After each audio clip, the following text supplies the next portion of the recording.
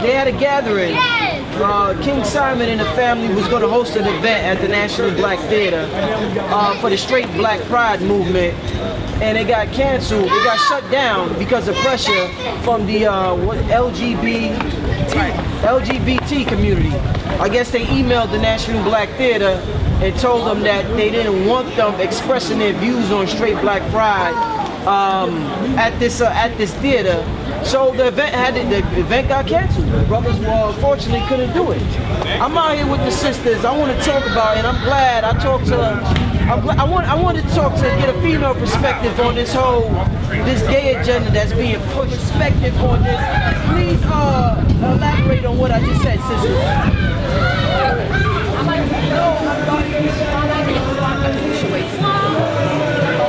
Sorry. Okay.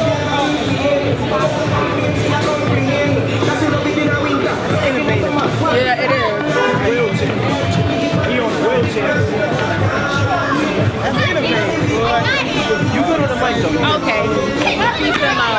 My perspective on the whole gay agenda is that, yes, I do believe black women are the #1 supporters when it comes to the homosexual agenda. I do see them befriending a lot of gay men, and the reason why I say that is because I feel that they assist in feminizing black men due to the fact that they are afraid of them being masculine and being targeted by the system to be murdered. So I think it's a defense mechanism of black women of today, just like in slavery, where they would breed with the slave master to make their kids lighter to try to make it an easier life. So I think a lot of women are just fearful that if their son was to present any type of masculine traits, that they would be targeted and murdered. So I think it's a kind of defense mechanism for why black women are turning the other cheeks when it comes to this homosexuality. Also, I feel women have given up on accepting a black man to be in the head of the household, and some may want him to be in an effeminate position because they don't know how to give up that power or trust a black man to lead and be a father and to be a role model and things that he's supposed to be as a black man. So I think the black woman is struggling with how to share her power that the white man has given us. I agree with my sister. For many reasons, you will find black women accepting homosexuality and at the same time protecting you. Accepting homosexuality because we are very feminine. Despite what you've been told, we are very feminine. And so when we go to the hair salons to get our hair done, they are often in the hair salons with us. And so we develop a bond, or some of us develop a bond with them. At the same time, as my sister said, it is a defense mechanism because we don't want no harm to come to our brother, right, at all. And that goes back to slavery. But what I will say is that we have to stop this type of behavior. We are of a diseased mind right now. And so when you in Babylon, you act as Babylon until your mind is right to pull you out of it. So I would say to black women, instead of feminizing your male sons, or wanting your mate to be a bit more submissive, there is nothing more sexier than a strong, masculine man. From the way that he speaks, to the way that he sounds, to the way that he moves.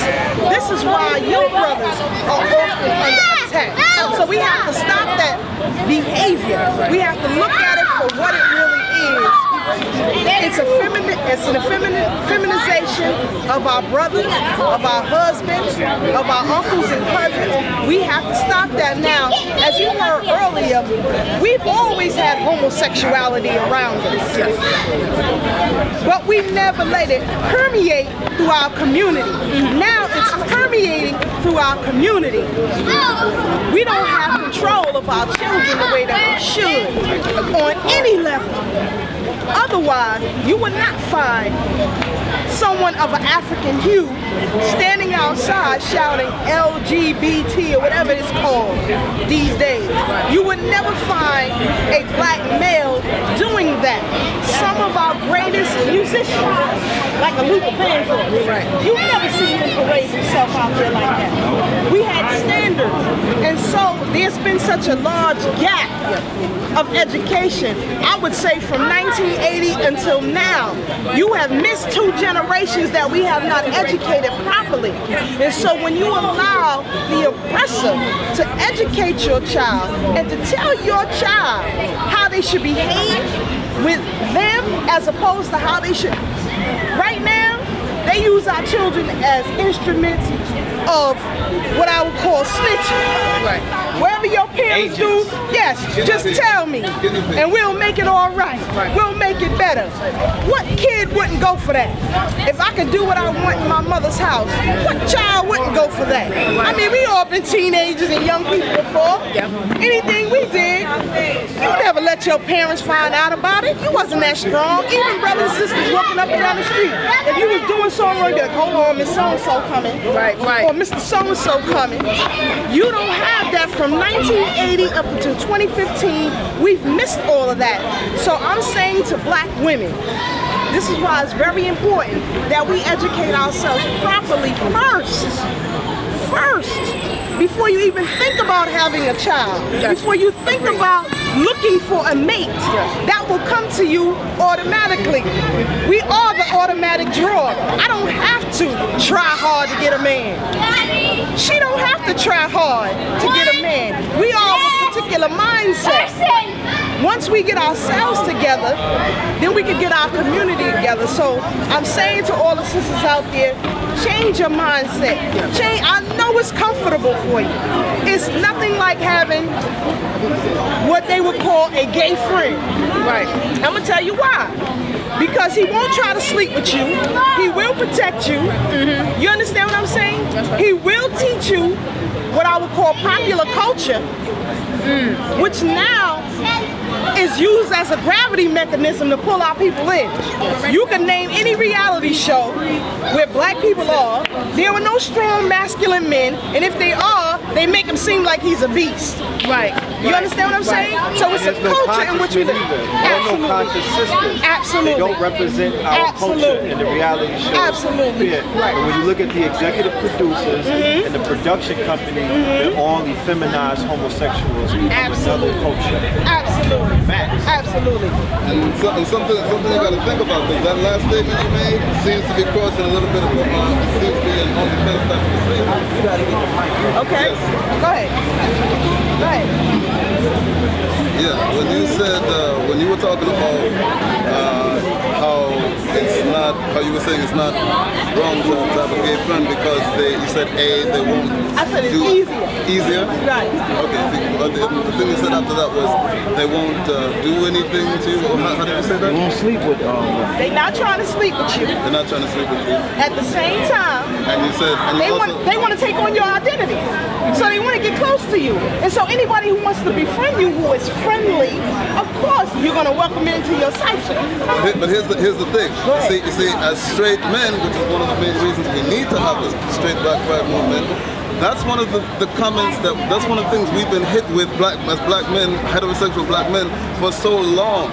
What is wrong with the idea of a straight man wanting to sleep with you? See, here's the thing: the fact that a homosexual man doesn't want to sleep with you is basically and even more so trying to emulate you. Right. Is even more so is the biggest insult you could ever have. That is the real misogyny we're talking about. That's the real misogyny. Why do you think, let me tell you something, why do you think that all of these activists for the longest time have been using the word misogyny? You realize they never use misandry. Right. Do you know what misandry is? Yes. But I want to answer your first question first, so go ahead. Okay, Let me get on this. What is one of the main reasons why they use misogyny all the time when homosexuality is practiced by both women and men? You can't have misogyny if there's men in the picture. You understand what I mean? So what the homosexual activists are saying, they're using the word misogyny in tandem to homosexual acts Number one, because it's part of the feminist movement. Correct, It's been part of the feminist movement, and it's been active since 1967 in particular. Okay, Scum Manifesto. Look that up. And the other thing is because when it comes down to the men, they're basically saying that the homosexual man that's involved is an honorary woman. So that's why they're using the term misogyny. Now, going back to what I was saying, the idea that a man does want to sleep with you, keep in mind, I'm here, I'm in front of you, right? I admire you. You know, I admire you. It's the attraction that we're supposed to have. Yes. Agreed. But here's something else. There are billions of us in this world, and at least in this New York City, you're talking about hundreds of millions or so people. Take away the underage people, and you know. Just because we say hello and we want to, trust me, you're gonna want this. Yeah. Just because we admire you does not necessarily mean we're automatically interested in you like that. And even more to the fact that we do want to sleep with you, so to speak. You know, the fact that we are interested in you in that way does mean that there is a love there. There's a love. There's an admiration. It is something that can connect us both. It's not a threat. That's the greatest thing you can have. When one gender is turning completely away from the other, which is exactly what they want, that's when the danger comes in. Right now we are at the plethora. You know, go ahead. Now, the reason why I said that is because society teaches black women that you are a danger to her. And so, as I said, from 1980 until 2015, a lot of education has been missing from the black woman. You understand? She is bombarded by hate of you. So if she is not of the proper mindset, and a brother comes up to her, and he's of that thing, we're gonna call it that thing, okay? What threat would she have? This is what I'm saying. We have a lot of miseducation going on here. And we gotta now fill in that gap. From 1980 till now, we have to fill in that gap. Because we got these young people around here right now. You understand? You always had a strong black man. Remember the old dude who left the military in Vietnam? Always protecting the neighborhood? You always had that uncle that don't get out of line because he's gonna straighten you right on up. You understand? Now, we have that fear of that too. this society has taught them, oh no, call the police. They get crazy, call the police, lock them up. You understand what I'm saying? So this is why they are more welcoming to that, because they've been miseducated. So we have to fix that problem. And with straight black pride, that's our #1 agenda, to fix that problem. Because as I said, brother, in my opening, there's nothing more sexier than a strong black man. Trust me. All right, brother. How did you say that? All right, all right. And I think the second, You got another question? I'm sorry. Yeah. I'm sorry. You gotta be fat quick though, brother. Please watch these children out here. well, second thing was about how, sister? I'm listening. I'm I see paying you attention to watching. these babies because I saw one going to the corner. I'm sorry. Second thing was in regards to the easier to have them in front. Okay, so we got past the wanting to sleep with your thing, but the next thing is the emulation of such. You said they would protect you. That was the other thing you said. Yes. You said they would protect you, Yes. but at what cost? You see? At your cost. At your cost. Exactly. To destroy you. That's why every popular reality show right now, its key male figure, if he is of an African hue, is homosexual. And all the women on these reality shows gravitate toward them. So whether it's Real Housewives of Atlanta, whether it's Basketball Wives, whether it's Love and Hip Hop, or whatever they got going on these days, you notice they never change the script. Because if I'm out to destroy you, and the script is working, why do I need to alter it? So that's what straight black pride is. We're going to alter it. We're going to fix this problem by hook or crook. And we have to, by all means necessary. Absolutely. As far as this is concerned. Absolutely. Everything that all the resistance, all the fight that we've gotten so far, and I've been studying these gender issues for 26 years. Right? So believe me, and there are key words you gotta watch out for. So you already explained the media. That's already a done deal. Pretty much there's nothing, especially now, there's nothing in media that you can depend on, that you can look to for any. Said Brother Rich. What you mean? Said no to Lions Radio. Major media, you know what I mean. But actually, you know what? There's only one. Brother, let me ask you a question. Yeah, but one last thing I gotta say is that there's one thing actually that you can benefit out of watching major media, and that's to observe the way we're going. I agree. Rich. I agree. Yes, sir, Brother Rich. You know, Sister Keisha, in reference to people, commenting, the same people that I hear make comments about the gay community or gay marriage or homosexuality, whether it be male or female. It's the same people out here, same brothers out here, say bitches ain't shit. Wow.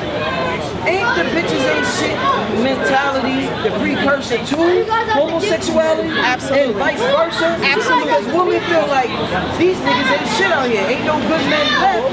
Well, what do you think comes after that? Yes. So it seems like we attacking the symptom, but the root is always that black family structure that for whatever reason, I've sold DVDs in Brooklyn. It's like I can't understand it. Like dudes really feel like the black woman is the main supporter of white supremacy. I'm like, man, y'all really think sisters out to get y'all like that? It's vice versa. So do you feel like we're attacking the symptoms instead of going to the root of the problem? Absolutely. And that goes with education. When you don't know yourself, you will fall victim to anything. And so if society teaches you that the black woman ain't shit, you understand that? That she don't have your back, she don't have your best interests at heart, and that's been ingrained in you from a child. You would believe that. So if she is not shit, as you would say, then who are you going to unite with? How has that worked for us thus far?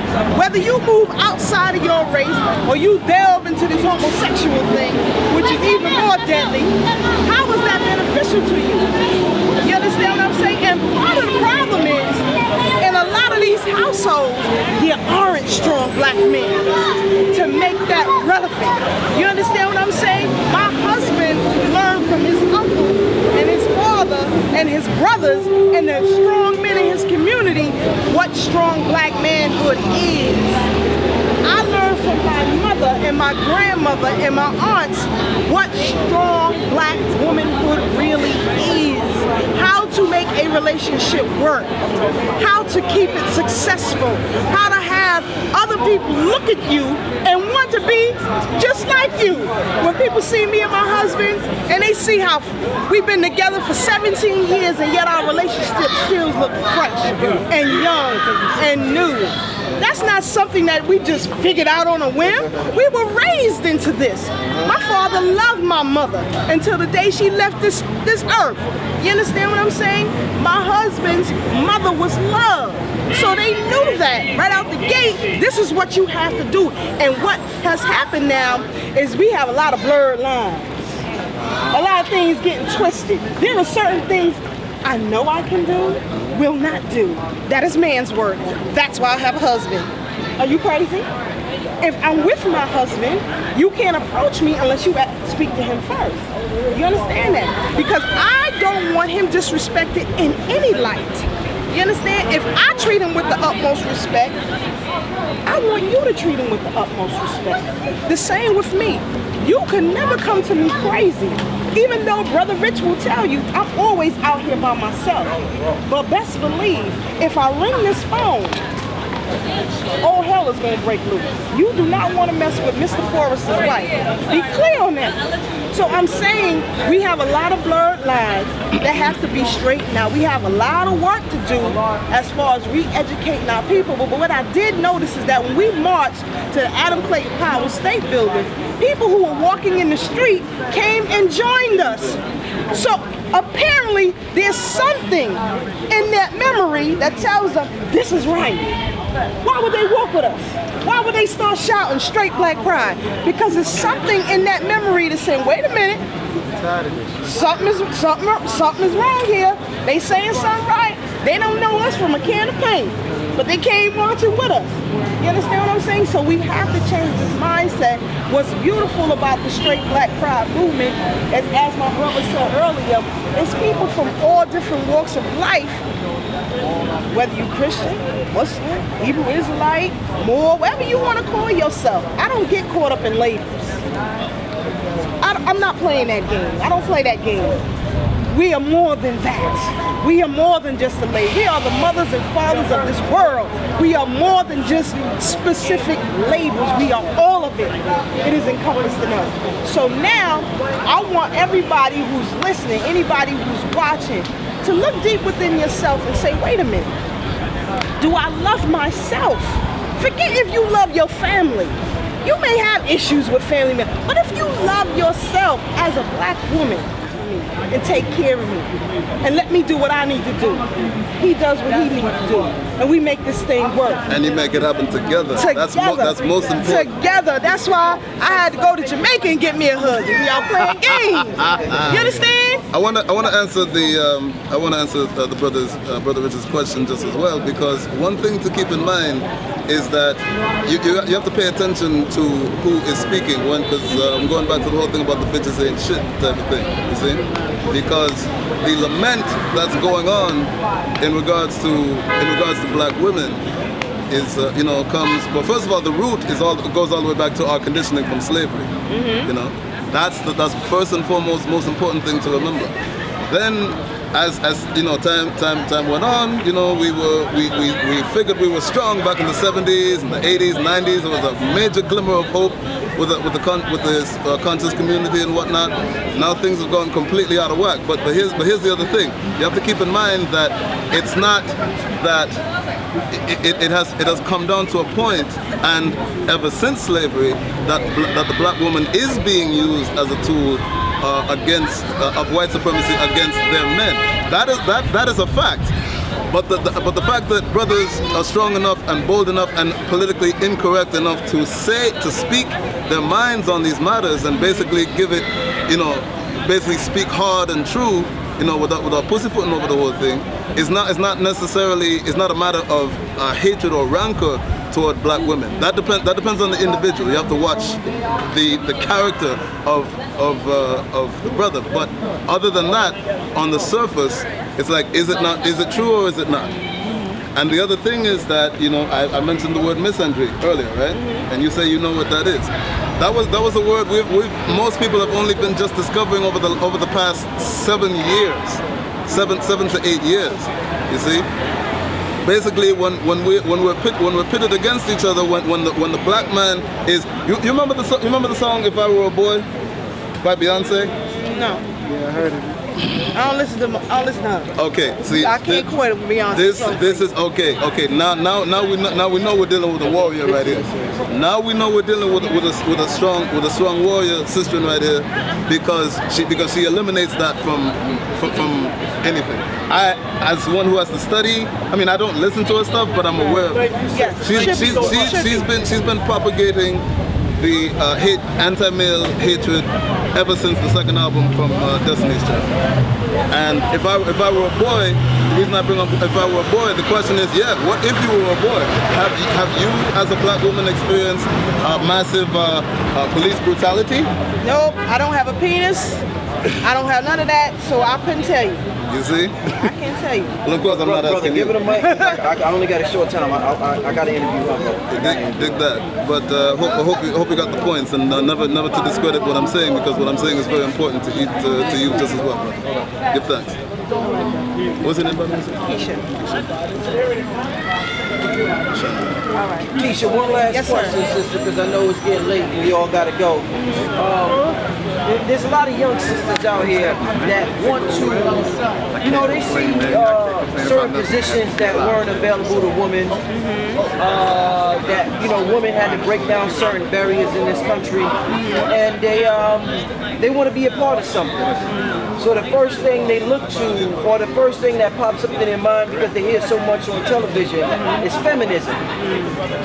I want you to tell the young sisters out there who may want a female president, because they, you know, there's always been male president. They may want a female president. They may want a female CEO. They may want a female. They may be happy for Serena Williams for doing a damn thing in tennis.